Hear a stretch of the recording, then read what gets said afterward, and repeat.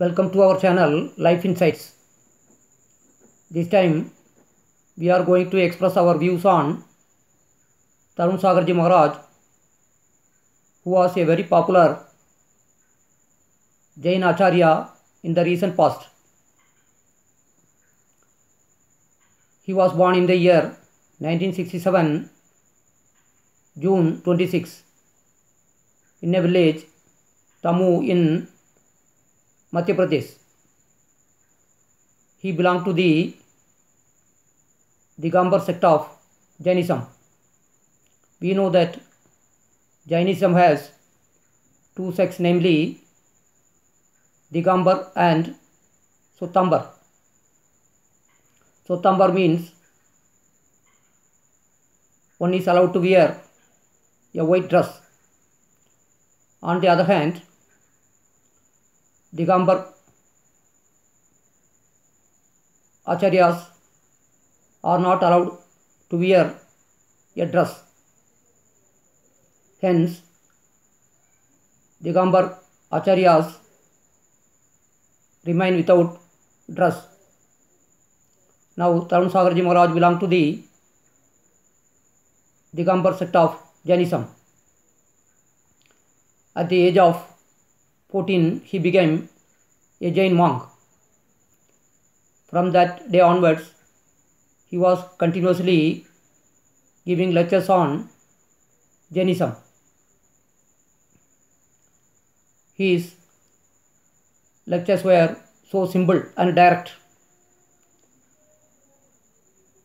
His lectures were known as Kadve Pravachan.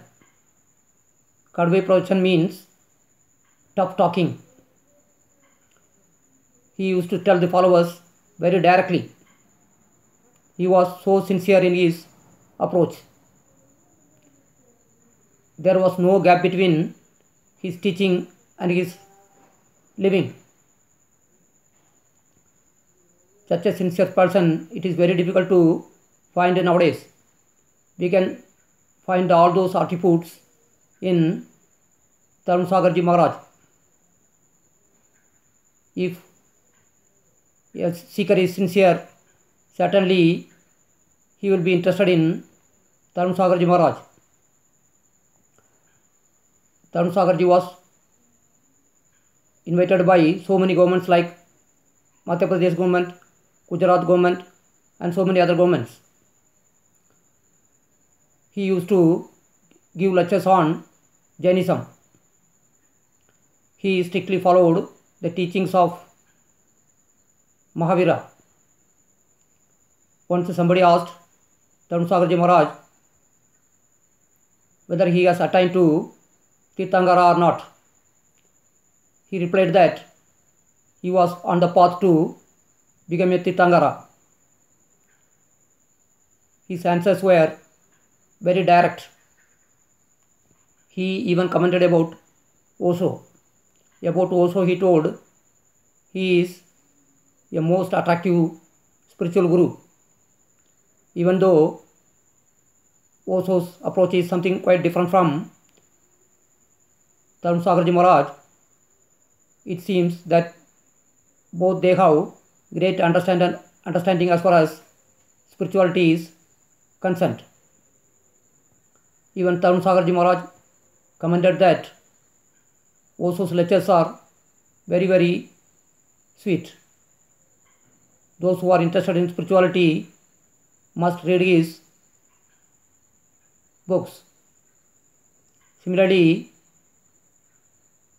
Tarun Sagarji Maharaj has written more than 100 books.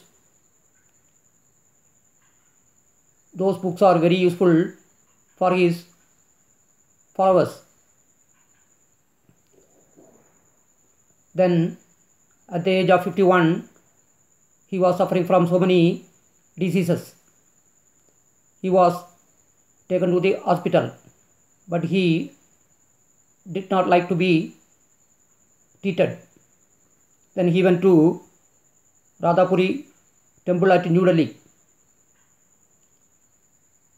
and he passed away at the age of 51. His lifestyle and his simplicity are the lessons of the spiritual seekers all over the world. We know how tough it is to be an Acharya of Jain religion. He lived that. So one can be very easily interested in his lifestyle. We can learn lot from his teachings and his lifestyle. Once again we will be coming up with another one, spiritual individuality, in the near future. Thanks for watching.